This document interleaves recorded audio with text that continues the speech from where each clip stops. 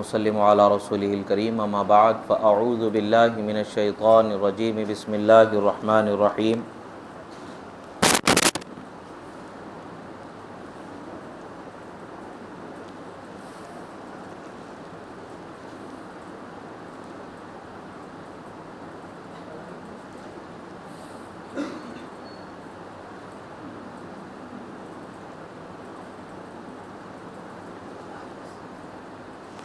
کل امر حکیم صدق اللہ مولانا العظیم وصدق رسولہ النبی الامین الکریم ونحن علی ذلک لمن الشاہدین والشاکرین والحمد للہ رب العالمین۔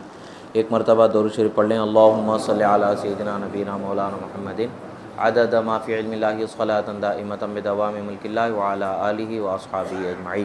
ایک مرتبہ اور نبی اور آل نبی پر درود شریف پڑھ لیں۔ اللہم صلی علی سیدنا نبینا مولانا محمد عدد ما فی علم اللہ صلاۃ دائمۃ بدوام ملک اللہ وعلی آلہ واصحابہ اجمعین۔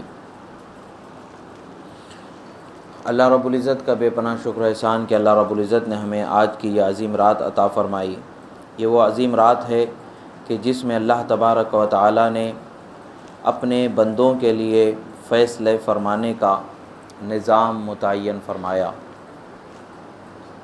شعبان کی 15ویں رات وہ رات ہوتی ہے جس میں اللہ تبارک و تعالی لوگوں کے فیصلے فرماتا ہے، یعنی آئندہ شعبان کی 15ویں رات سے پہلے کون کس کے لیے کس چیز کا حقدار ہوگا، کس کو کتنا رزق ملے گا، کس کو کتنی زندگی ملے گی، کس کو کس طرح سے آزمایا جائے گا، یہ تمام چیزوں کا فیصلہ آج کی رات میں اللہ تبارک و تعالیٰ فرماتا ہے۔ اور پورے سال بھر کے نامہ اعمال فرشتے شعبان کے مہینے میں بارگاہ رب العزت میں پیش کرتے ہیں، بارگاہ رب العزت میں پیش کرتے ہیں، اور بارگاہ رب العزت میں ہمارے اعمال کے مقبول ہونے کا وقت ہوتا ہے۔ اور پھر اگلے سال کے لیے ہر بندے کے لیے کیا ہونا ہے، کیا فیصلہ کیا جانا ہے، یہ آج طے ہو جاتا ہے۔ یہی وجہ ہے کہ اس رات کو اللہ تبارک و تعالیٰ نے قرآن مجید میں فرمایا کہ یہ وہ رات ہے کہ جس میں اللہ تبارک و تعالیٰ احکام کو نازل فرماتا ہے، جاری فرماتا ہے۔ فرشتوں کی جو ذمہ داری ہوتی ہے اس ذمہ داری کے اعتبار سے انہیں وہ معاملہ سونپا جاتا ہے۔ جو موت کے فرشتے ہیں ان کو یہ دفتر دیا جائے گا کہ کس کو کس وقت پر کس حال میں کس طرح سے موت کے دروازے سے گزارنا ہے۔ رزق والے فرشتے کو رزق کا دفتر ملے گا کہ کس کو کتنا رزق ملنا ہے۔ جس کو بھی جو ملنا ہے وہ آج کی رات میں فیصلہ کیا جاتا ہے۔ اور آج کی رات کے متعلق سے احادیث مبارکہ میں آتا ہے کہ رسول اللہ صلی اللہ تعالیٰ علیہ وسلم نے ارشاد فرمایا کہ اللہ تبارک و تعالی شعبان کی 15ویں رات پر آسمان دنیا پر خصوصی تجلی فرماتا ہے، یعنی جو دنیا سے سب سے قریب آسمان ہے، جو پہلا آسمان جسے ہم بولتے ہیں، وہ سب سے قریب آسمان پر بالخصوص تجلی اللہ تعالیٰ فرماتا ہے، بالخصوص تجلی فرماتا ہے۔ اور یہ ندا کی جاتی ہے کہ ہے کوئی اللہ کا بندہ جو اللہ تبارک و تعالیٰ سے مغفرت چاہے تو اللہ تعالیٰ اسے معاف فرما دے، ہے کوئی اللہ کا بندہ جو رزق چاہے تو اللہ تعالیٰ اسے رزق عطا فرما دے، ہے کوئی اللہ کا بندہ جو مصیبتوں سے بلاؤں سے نجات چاہے تو اللہ تعالیٰ اسے مصیبتوں سے بلاؤں سے نجات عطا فرما دے۔ یہ ندا مغرب کی نماز سے لے کر کے فجر کے وقت شروع ہونے تک یہ ندا ہوتی ہی رہتی ہے، یعنی پوری رات بھر یہ ندا ہو رہی ہوتی ہے کہ کون ہے مانگنے والا تو اسے عطا کیا جائے، یعنی رحمت کا قبولیت کا دروازہ آسمان کا جو دنیا کے لیے خاص ہے اسے کشادہ کر دیا جائے گا، کھول دیا جائے گا۔ اب بندے کی طلب ہے اور رب کی عطا ہے، اور مانگنے والے کے لیے جتنا مانگ سکتا ہے وہ مانگ لے، مگر مانگنا کیا مانگنا چاہیے ہمیں، ملنا کیا ملنا چاہیے ہمیں، ہم انسان کی ایک فطرت ہوتی ہے کہ ہم یا تو دولت چاہتے ہیں، یا تو گھر چاہتے ہیں، یا زمین چاہتے ہیں، یا اولاد چاہتے ہیں، یا بیوی چاہتے ہیں وغیرہ۔ ہم دنیا کی ساری سہولتوں کو چاہتے ہیں، اس لیے کہ ہم دنیا کو دیکھتے ہوئے زندگی گزار رہے ہیں، دنیا میں زندگی گزار رہے ہیں، تو ہم یہ سمجھتے ہیں کہ ہماری ضرورتیں ادھوری ہیں، ہماری ضرورتیں پوری ہوئی نہیں ہیں، اس لیے جو ضرورتیں ہماری پوری نہیں ہوئی ہیں ان ضرورتوں کے پورا ہونے کی ہم طلب اللہ تعالیٰ کی بارگاہ میں کرتے ہیں۔ بے شک دعا کرنا چاہیے، اللہ تعالیٰ کی بارگاہ میں مانگنا چاہیے، مگر دنیا مانگ کر کے کیا فائدہ کہ جب ہمیں دنیا چھوڑ کر کے ہی جانا ہے، دنیا ایک نہ ایک دن ہمیں چھوڑنا ہی ہے۔ مانگے تو وہ مانگنا چاہیے جس سے خدا و رسول راضی ہو جائے۔ مانگ ہماری وہ ہونی چاہیے، طلب ہماری پہلی وہ ہونی چاہیے کہ جس سے خدا و رسول راضی ہو، یعنی اے اللہ ہمیں ایمان کی سلامتی عطا فرما، یہ دعا مانگنی چاہیے۔ اور ایمان کی سلامتی کے ساتھ ساتھ دنیا سے جب جانا نصیب ہو تو خاتمہ بالخیر، ایمان کی موت نصیب فرما، یہ دعا ہماری ہونی چاہیے، یہ اول دعا۔ ساتھ ہی ساتھ دنیا میں خدا کی نافرمانی سے بچنا مانگنا، یہ دعا، حرام سے بچنا مانگنا، یہ دعا ہے، حلال میں برکت مانگنا، یہ دعا ہے۔ آج ہمارا الٹا معاملہ ہوا ہے کہ ہم دنیا ہی دنیا مانگتے جا رہے، دنیا ہی دنیا مانگتے جا رہے ہیں، اور دنیا کیسی چیز ہے؟ یہ ایک مردار جیسی چیز ہے۔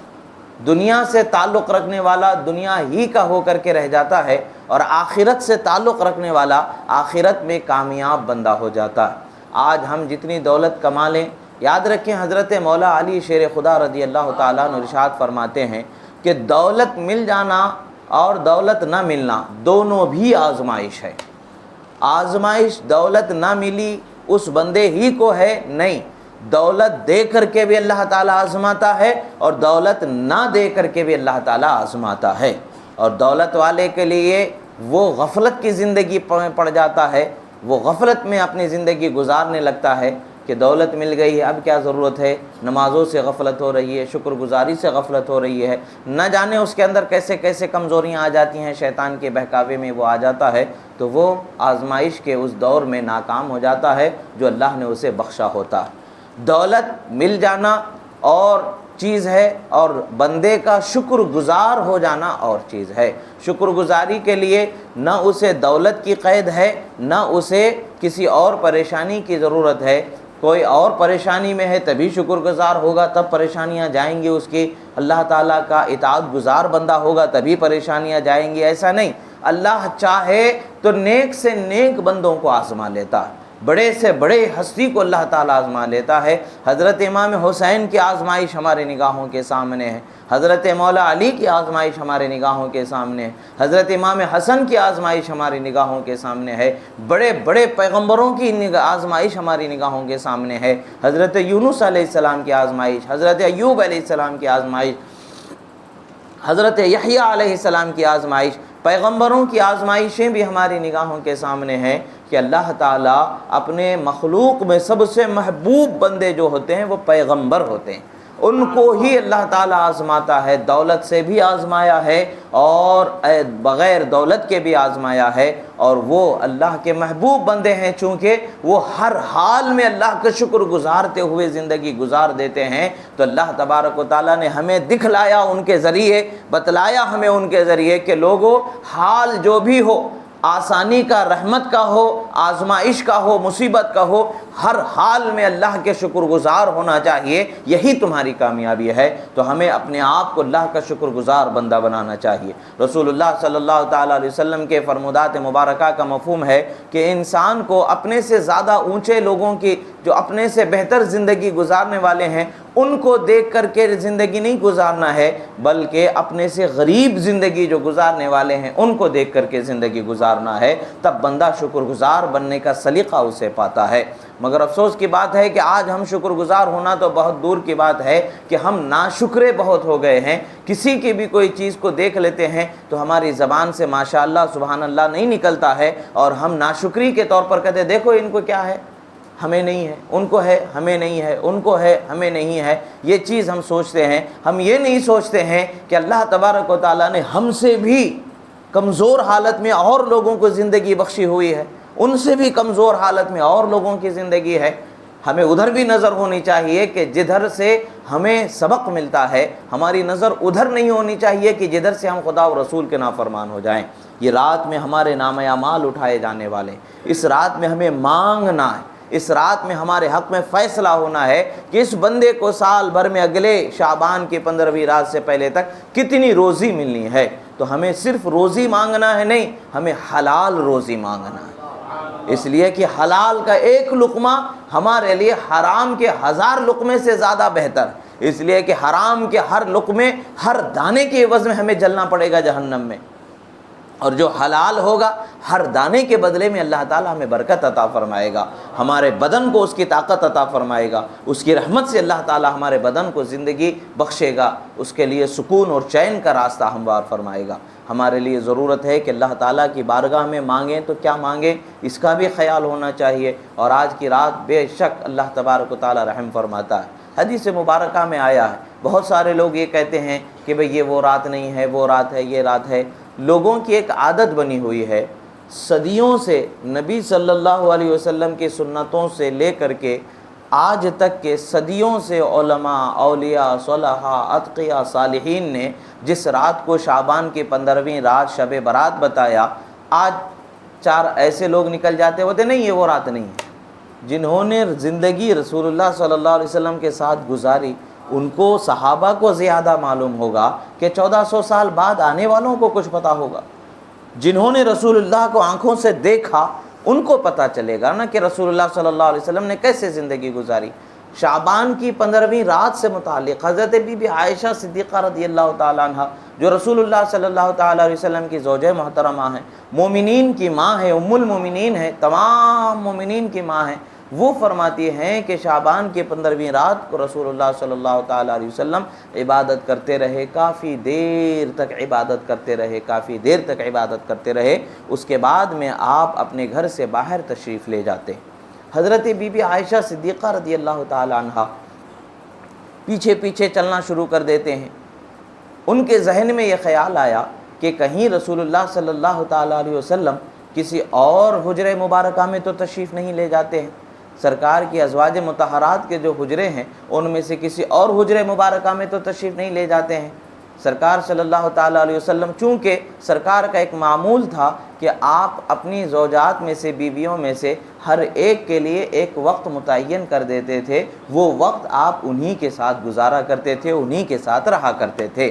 اس دن چونکہ حضرت بی بی عائشہ صدیقہ رضی اللہ تعالیٰ عنہ کی باری تھی، سرکار ان کے کمرے میں تھے، ان کے حجرہ مبارکہ میں تھے، عبادت میں وقت گزار رہے تھے، آپ رات میں اچانک اٹھ کے کہیں باہر لے جاتے ہیں۔ انسانی فطرت کے تحت، بشری تقاضے کے تحت، ایک عورت کی جو خاصیت ہوتی ہے اس کے لحاظ سے ان کے ذہن میں یہ خیال آیا کہ کہیں رسول اللہ صلی اللہ علیہ وسلم کسی اور جگہ تو تشریف نہیں لے جا رہے ہیں، دیکھیں، پہلے یہ تو دیکھیں کہ سرکار کہاں جا رہے ہیں۔ وہ باہر سرکار کے پیچھے چادر اوڑھ کر کے سرکار کے پیچھے پیچھے چلنے لگتی ہیں، حجرہ مبارکہ سے بھی آگے گزر گئے، جو ازواج مطہرات کے حجرہ مبارکہ تھے ان سے بھی آگے گزر گئے۔ تب وہ جو شبہ تھا کہ کہیں اور دوسرے حجرے میں جا رہے ہیں وہ ختم ہو گیا، مگر جا کہاں رہے ہیں آخر سرکار کو اس وقت پر کیا حاجت ہو گئی ہے، اس کو جاننے کے لیے آپ ان کے پیچھے پیچھے چلنے لگتی ہیں، یہاں تک کہ سرکار صلی اللہ تعالیٰ علیہ وسلم جنت البقیع جو مدینہ منورہ کا قبرستان ہے، اس قبرستان میں تشریف لے جاتے ہیں۔ سرکار مدینہ صلی اللہ تعالیٰ علیہ وسلم دست مبارک کو اٹھاتے ہیں، کافی دیر تک دعا کرتے رہتے ہیں، اس کے بعد پھر سرکار واپس تشریف لاتے ہیں، اور جہاں حضرت بی بی عائشہ ٹھہری ہیں وہاں ان کے پاس جاتے، کہتے ہیں عائشہ چلو، عائشہ کیا تم کو یہ گمان گزرا کہ اللہ کا نبی حق تلفی کرے گا، انصاف نہیں کرے گا؟ ایسا ہو ہی نہیں سکتا کہ اللہ کا نبی انصاف نہ کرے۔ اللہ کا نبی اگر انصاف نہیں کرے گا تو کون ہے انصاف کرنے والا؟ اس چیز کو بتایا گیا، اللہ کا نبی ہی انصاف کرنے والا، ان سے زیادہ کوئی انصاف نہیں کر سکتا۔ اور یہاں یہ بتایا گیا کہ قبرستان کو آج کی رات میں جانا رسول اللہ صلی اللہ تعالیٰ علیہ وسلم کی سنت مبارکہ۔ سرکار قبرستان کو تشریف لے گئے، قبرستان میں دفن مردوں کے لیے آپ نے دعا فرمایا، سب کے لیے دعا فرمایا، اور فرمایا کہ سنو اے عائشہ، آج کی رات اللہ تعالیٰ اپنے بندوں پر خصوصی توجہ فرماتا، خاص توجہ فرماتا ہے آج کی رات۔ اور بنی کلب کی بکریوں کے بالوں کی گنتی کے برابر جہنم سے لوگوں کو آزاد فرما دیتا۔ پورے عرب میں سب سے زیادہ بکریوں کے جو مندے ہوا کرتے تھے، جو ریوڑ جسے بولتے ہیں، مندے جو ہمارے عرف عام میں بولا جاتا ہے، بکریوں کے پالنے کا جو رواج تھا وہ بنی کلب میں پورے عرب سے سب سے زیادہ بکریاں پالی جاتی تھیں۔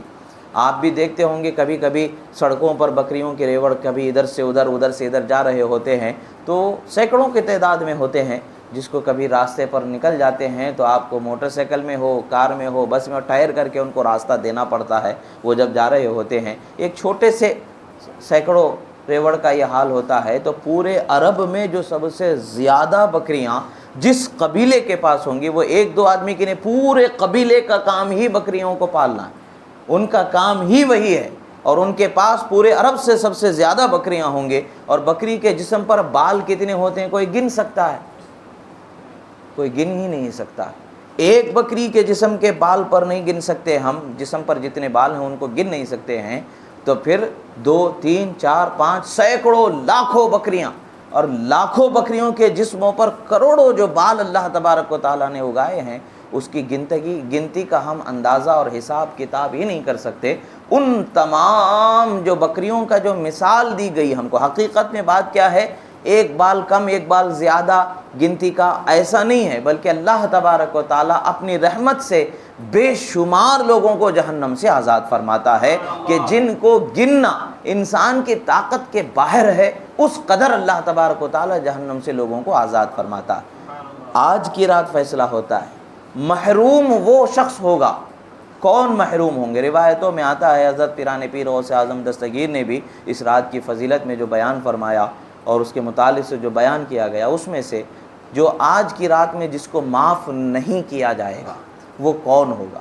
ایک بات یاد رکھیں، قیامت سے پہلے سورج آج جو مشرق سے نکل کے مغرب میں ڈوب رہا ہے، اس کا الٹ ہو جائے گا، مغرب سے نکلے گا، مشرق میں ڈوبے گا۔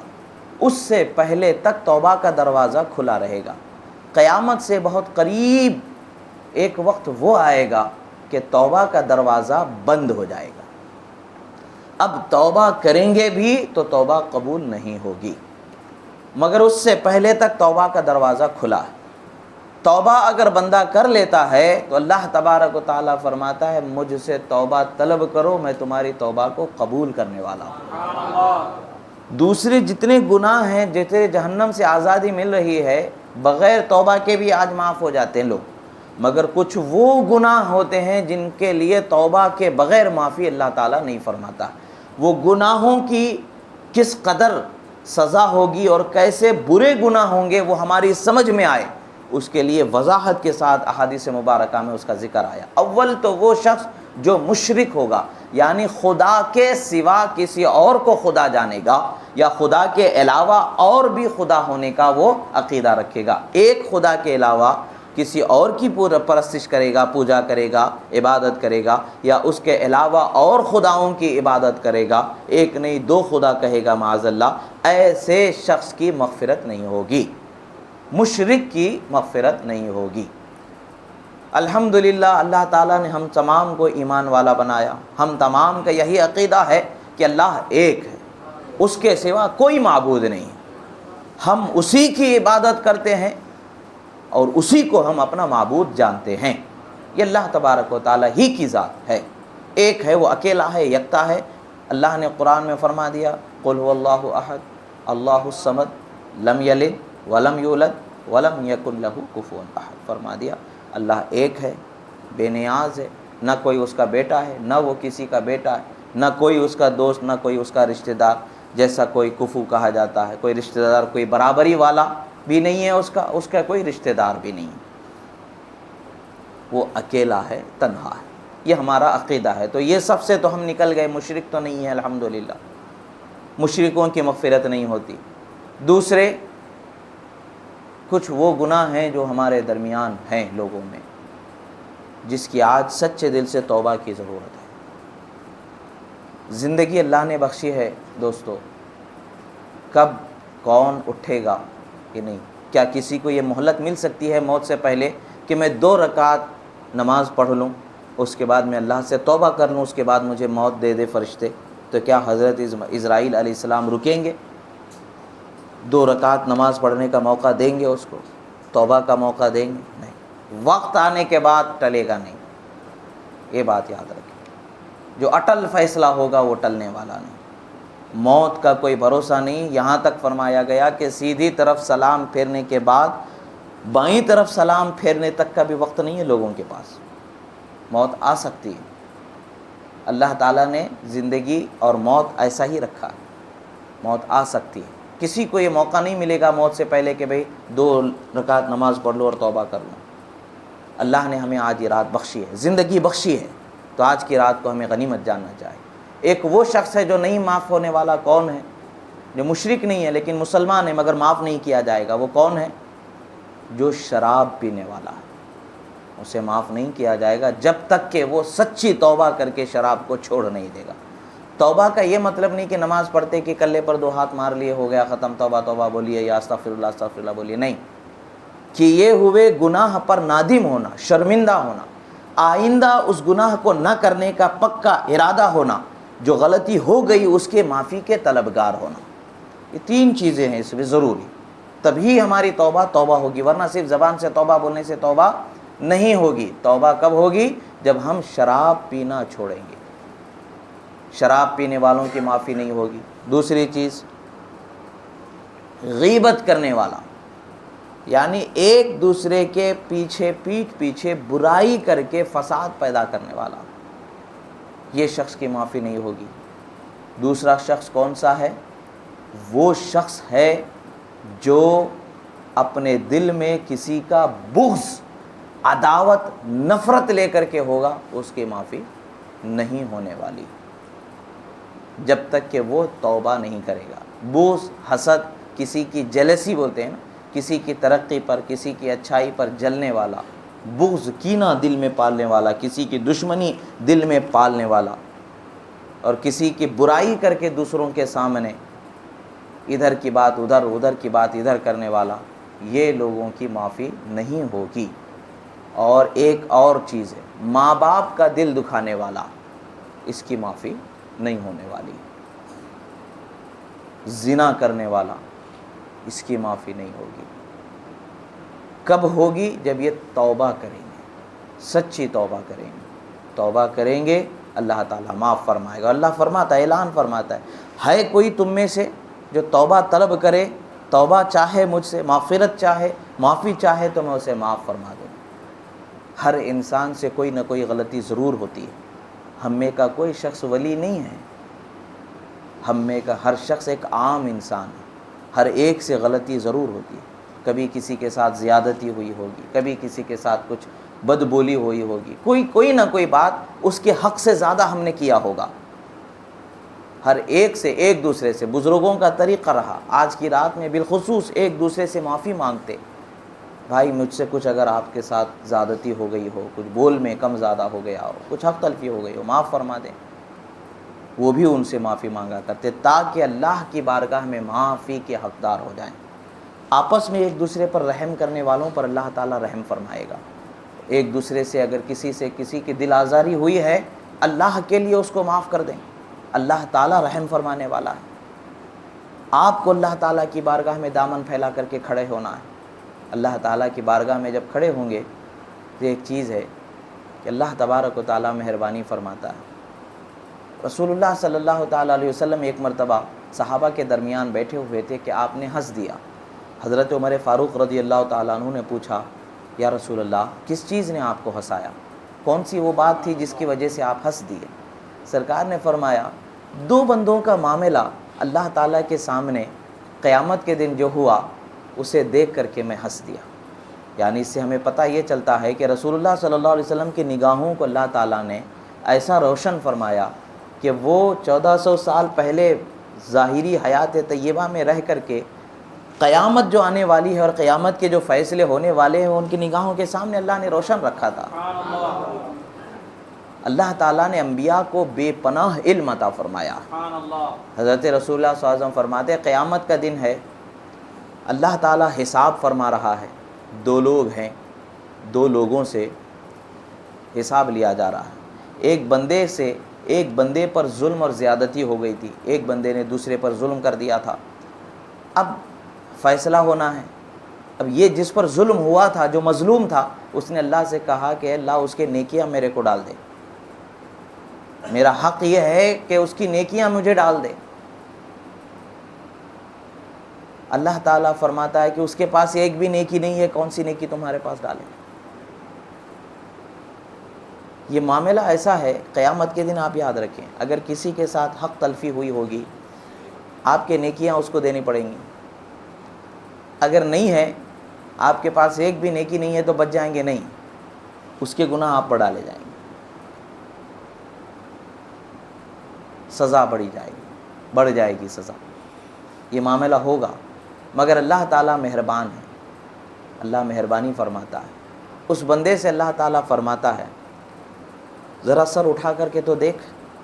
جب وہ بندہ سر اٹھا کر کے دیکھتا ہے تو جنت میں ایک ایسا اعلیٰ ترین محل اسے نظر آتا ہے کہ جس کے زیب و زینت پر وہ ششدر رہ جاتا ہے۔ کیا خوبصورت یہ محل ہے مالک، کیا خوبصورت ہے محل مالک۔ بولتے ہو اللہ تعالیٰ پوچھے گا کہ کس کا محل ہے؟ مالک تو بہتر جانے، جس کو تو دے گا اس کا محل ہوگا، بڑا لاجواب محل ہے۔ اللہ تعالیٰ فرماتا ہے سوچ لو، تم اس سے بدلہ لینا چاہتے ہو یا اسے معاف کر کے وہ محل لینا چاہتے ہو؟ وہ بندہ کہے گا مالک اس سے بدلہ لینا چھوڑ دوں گا، میں اسے معاف کر دوں گا، مجھے وہ محل عطا فرما دے۔ اللہ تبارک و تعالیٰ اس بندے کو معاف کرنے کے عوض میں اسے وہ محل عطا فرما دے گا۔ اب یہ جو بندہ معاف ہے اس کا کیا حال؟ اللہ تعالیٰ اس کو کہے گا جب وہ جا رہا ہوگا اپنے اس بھائی کا ہاتھ پکڑ اور تو جنت میں جا، تو وہ بھی جنت میں جائے گا، اس کو بھی جنت میں لے جائے گا۔ مومن وہ ہوتا ہے جو خود بھی جنت میں جانا چاہے گا، اپنے دینی بھائی کو بھی جنت میں لے جانا چاہے گا۔ یہ بننا چاہیے، خود بھی جہنم کے حقدار نہ بنے اور دوسروں کو بھی جہنم کے حقدار نہ بنائیں۔ اللہ تعالیٰ نے فرمایا فاتقوا اللہ، اللہ سے ڈرو، وَأَصْلِحُوا ذَاتَ بَيْنِكُمْ، آپس میں ایک دوسرے کو سدھار لاؤ، ایک دوسرے کے ساتھ اچھا سلوک کرو، ایک دوسرے کے ساتھ معافی تلافی کا جو سلسلہ ہے، کم و بیشی بھول چوک ہو جائے تو اس کو سدھارو، اللہ اور اس کے رسول کا حکم پر عمل کرو۔ مومن لوگ ہو، اگر ایمان رکھتے ہو تو اللہ اور اس کے رسول کے اس فرمان پر چلنے والے ہو جاؤ۔ اللہ تعالیٰ کا یہ فرمان ہے، ہمیں یہ بتایا گیا ہے، اور آج کی رات رسول اللہ صلی اللہ تعالیٰ علیہ وسلم کے عمل سے ہمیں یہ سمجھ میں آیا کہ آج کی رات میں ہمیں عبادت میں گزارنا ہے۔ موٹر سائیکل چلا کر کے، پٹاخے پھوڑ کر کے، چیختے چلاتے ہوئے، کسی کے گھروں پر پتھر مارتے ہوئے، کسی کی لائٹ پھوڑتے ہوئے، کسی کو تکلیف دیتے ہوئے زندگی گزاریں گے تو حساب تو ہو جائے گا۔ اور آج کی رات ہر چیز خاص تجلی کے ساتھ اللہ تعالیٰ مشاہدہ فرمائے گا۔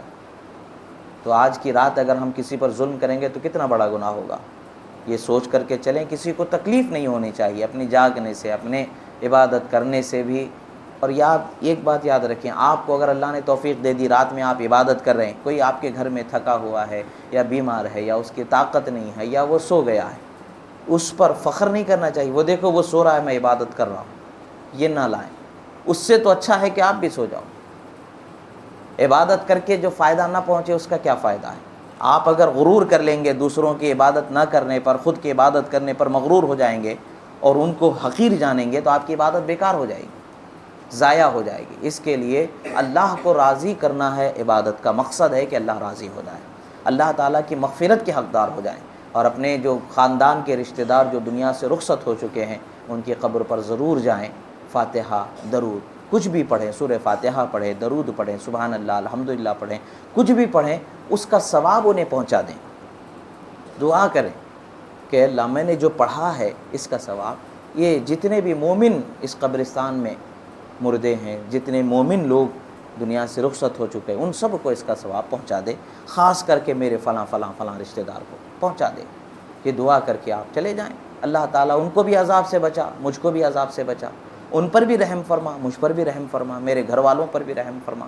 یہ دعا کر کے آپ گھر چلے جائیں، کافی ہے، گھر میں بیٹھیں، عبادت کریں، کچھ نہیں ہوتا ہے تو وضو کر کے سو جائیں، 1000 مرتبہ کم سے کم قل هو اللہ شریف تلاوت کرنے کی کوشش کریں. اگر آپ زیادہ نہیں کر سکتے ہیں نمازیں پڑھیں, عبادت کریں, توبہ و استغفار میں وقت گزاریں. یہ رات بار بار نہیں ملتی ہے. رمضان آنے والا ہے, رمضان کے لیے اپنے بدن میں طاقت کی ہمیں ضرورت ہے. وہ دعا مانگے, اے اللہ مجھے رمضان کے روزے رکھنے کے لیے میرے بدن میں طاقت دے. یہ دعا مانگیں. میری آنکھوں کو حرام سے بچانے کی مجھے طاقت دے. میرے بدن کو حرام نوالا پہنچانے سے, کھلانے سے مجھے بچنے کی طاقت دے. گناہ سے بچنے کی طاقت دے.